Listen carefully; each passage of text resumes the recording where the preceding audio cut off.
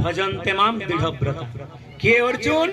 যার মধ্যে সমস্ত পাপ দূরীভূত হয়ে গেছে, যার মধ্যে পুণ্য উদয় হয়েছে, যার আত্মা শুদ্ধ হয়েছে, সেই ভগবানের নাম করতে পারবে।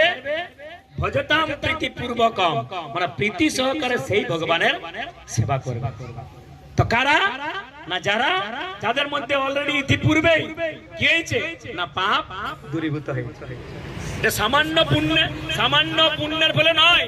এই যে আপনারা এখানে এসেছেন, হরিকথা শ্রবণ করছেন, ভগবানের নাম শ্রবণ করছেন, এটা বিশ্বাসের মধ্যে আসে। যদি বিশ্বাস না থাকে তাহলে কখনো এটা হবে না।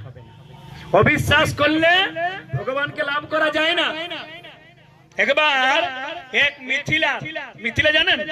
জনক রাজার রাজত্ব মিথিলা, অর্থাৎ ভগবান শ্রী রামচন্দ্রের শ্বশুর বাড়ি আর মাতা জানকীর